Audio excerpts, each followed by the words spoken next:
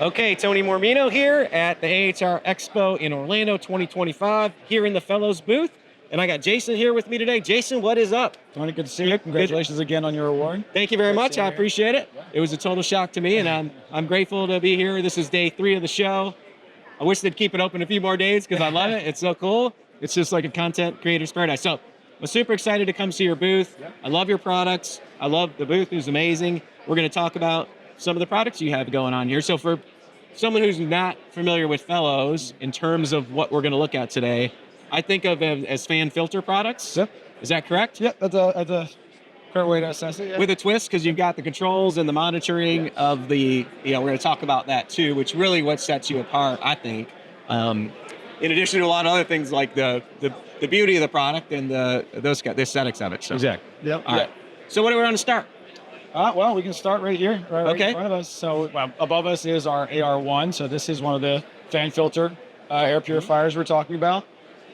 Integrated into them, what kind of makes it unique, as you were saying, is all the sensor data. You can come in a little. All the air quality monitoring. So we're not just filtering the air, we're also monitoring air quality. And this machine, like all the others you see around you, connects over an LTE network. So it's able to share that data with the other machines in the space. Right. Real time, this is detecting all the particulate, the VOCs, the CO2. It's working a little bit harder to purify, and it's actually asking for help from the other machines around it. Nice. So the first thing I noticed is it looks really nice. So architects, they're kind of weird. They don't like the look of big, bulky HVAC equipment. I don't know why. But Yeah, it's weird. It's weird. Designers make this beautiful space, and they complain about mechanical coming in and making it look a little different than it started out. So what are we? The air's coming in through here. The air's coming in through here. Oh, is it on? I could actually. Oh, see yes, it. it's on. Oh, okay. It's on. Nice. It actually will open from the side here. You break your strip. Top of that deck. Oh, wow. So up inside, we've got our filter. It'll filter in through here, discharge out the sides. As I said, real-time monitoring, all being fed up to our dashboard. Oh, I love it. And this is a HEPA filter? H13 true HEPA with a carbon-free filter. So we're capturing odors and VOCs, but then, of course, particulate matter with the HEPA filter. So this would hang in any space? Any space. Okay. Is this meant to sit up in the ceiling? Yeah, we've got it pulled down now so you can just see how easy it is to install. Very simple with the cables to the decking above. Totally flush. Totally flush. Almost invisible. Honestly, it just looks like an HVAC register. And I see there's some sort of sensor here. Yep. So this is our occupancy sensor. Okay. So our machines are also looking at occupancy because, let's face it, we're usually the source of contaminations. When we enter the space, we bring the odors, we bring the germs with us. Right. So the machines are going to stay in a standby mode until we enter the space, and that's going to do 2 things. One, provide on-demand purification. Right. And the other is going to save energy. When we're not in the space, we don't need to run the fans. Right. Why run it? Yes. Energy is important. And it does monitor the IAQ of the space? Yeah, so particulate matter, PM1, 2.5 and 10, TVOCs, CO2, temperature, pressure, humidity. So pretty much everything that matters to your HVAC system. And you can pull that up on the array system, which we'll look at in a minute as we make our way over the dashboard, and we'll talk a little bit about some other ways to get at that data that are kind of new for us. Great. Okay. This looks like the array recess AR1, if I remember right. Yes, that is good. I think you have a very good memory. So this is the same product. Same one as that. We pulled it down. Okay, it's a little easier to demo the filter in that one than it is not everyone For sure. can reach these. Okay.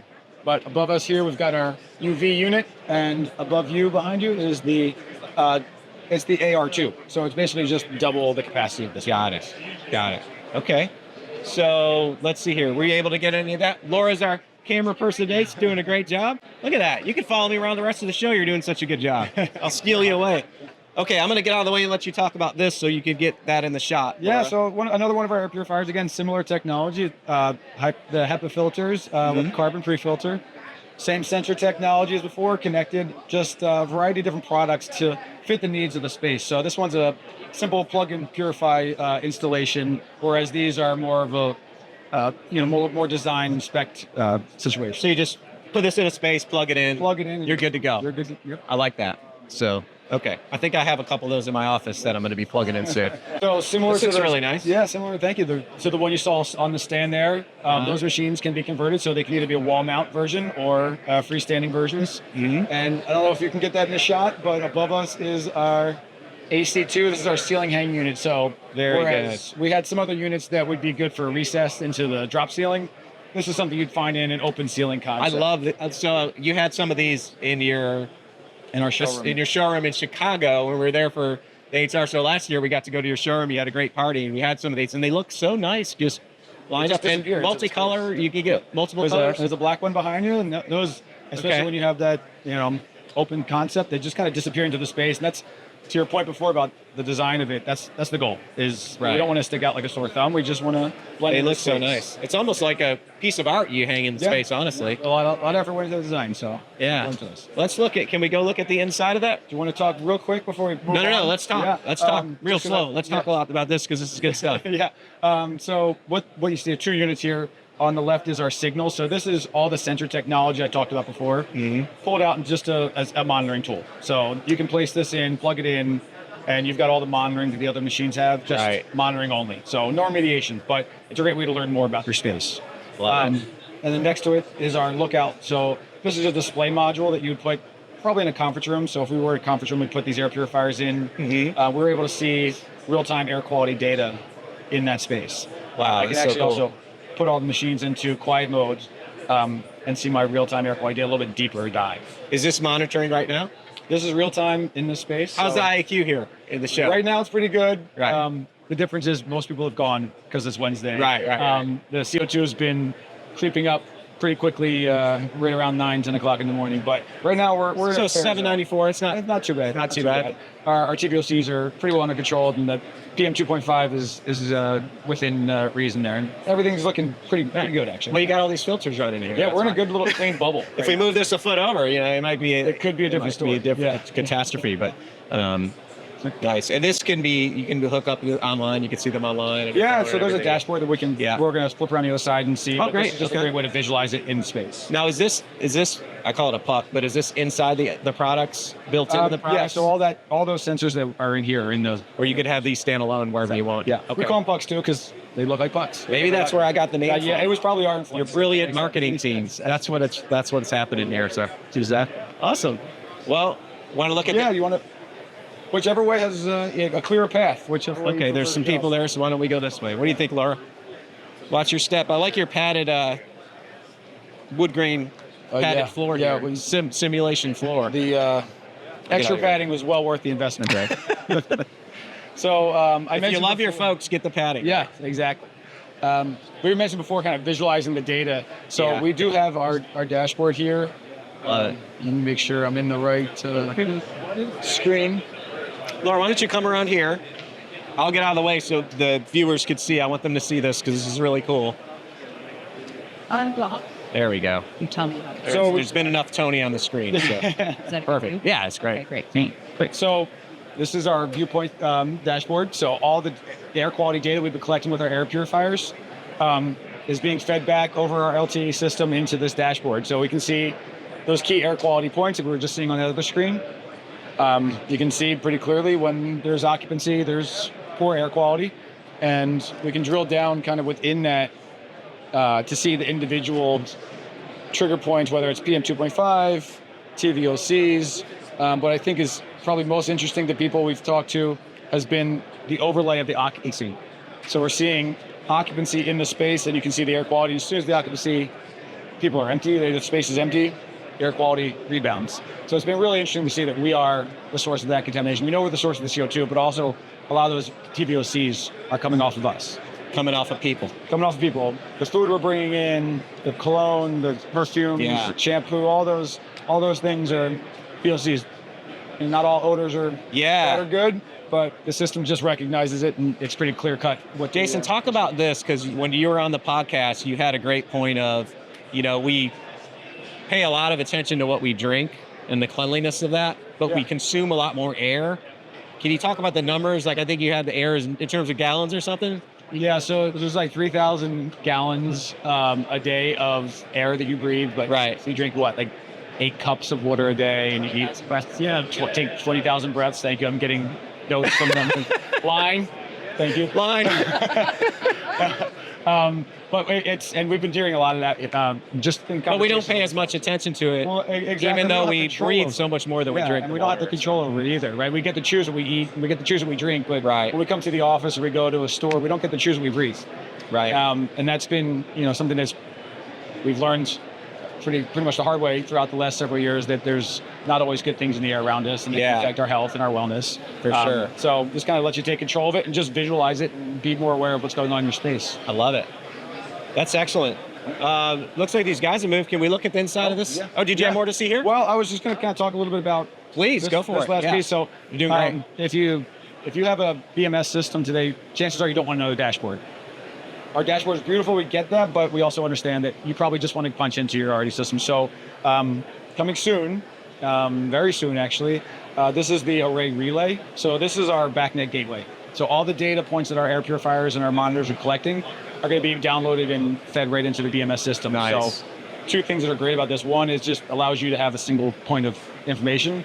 We're able to use that data to trigger your HVAC system, but you can actually also use your BMS to control our air purifier. So it's a read-write system. And by that, I mean, you can set your own trigger points for occupancy, for CO2. Love it. And control the air purifiers with your own system. And for those watching, because they may be watching this future, it's currently February 2025. So if you're watching this a few months from now, a year from now, it's probably out there. You can already buy one. Right. So check the show notes for the link to your website. So But we can kind of swing over there now. yeah, let's look at this unit while we got a chance here. Let's go. Because I think it's a good, to show people what's inside. So this is the same as the white hanging one we were looking at earlier. AC2 hanging up over there. Right.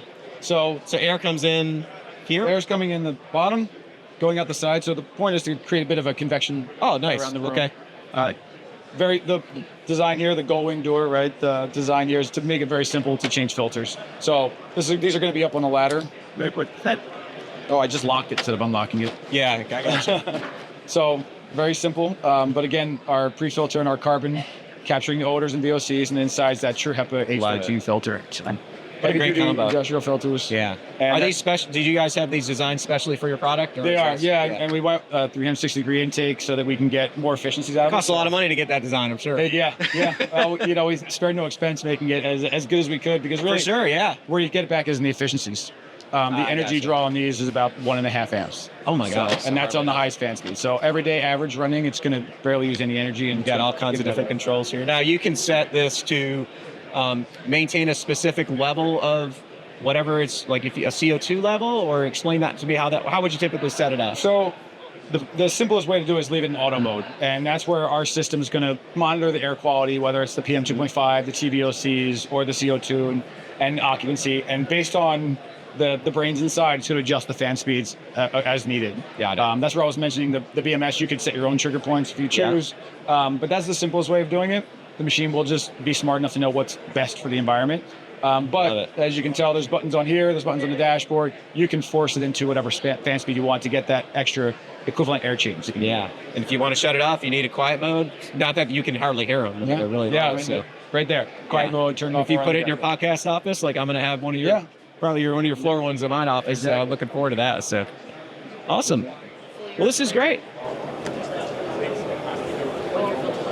Oh, yes. I'm sorry. 1 year filter life, if you were asking. If you were You're getting pitched from the back. Hey, don't forget. And you got to keep it straight. Yeah. Someone's got to keep us aligned. Okay, cool. So Fellows with an ES at the end. Yes. They can check that out. If you're watching this on our YouTube channel, just check in the video description and I'll put the website in there. And great. Anything else you want to talk about, or ready for next year? Are you ready for Vegas? We're excited for Vegas. Oh. We're excited for Vegas. We had a great event this year. We've had a lot of engagement from the fields and the reps coming by, and just a lot of buzz around the BMS integration. Just is really kind of getting people excited is what they can do. So next year it's going to be a good time in Vegas. I don't think people who are watching understand, but like when we leave here next week, we're starting to play in Vegas. Exactly. Getting the place booked for the party, the hotels. When you walked up, that's exactly what we were talking about. Is what we're doing next Isn't year. that crazy? Yeah. We learned that hard lesson a couple years ago, but like we do that now too. So we booked the Hard Rock Cafe last year, the week after we left, we booked it. And thank goodness, because there's not a lot of big venues around here, unless you get like a conference room, which is, correct. Boring, you know what I'm saying? So Hard Rock was fun. Well, I look forward to seeing you guys next year, and thank you as always. Thanks for everything you do for us. Thank you. My pleasure. Thank you. That's it. All right. That's a wrap. Hey, you did great. Thank you.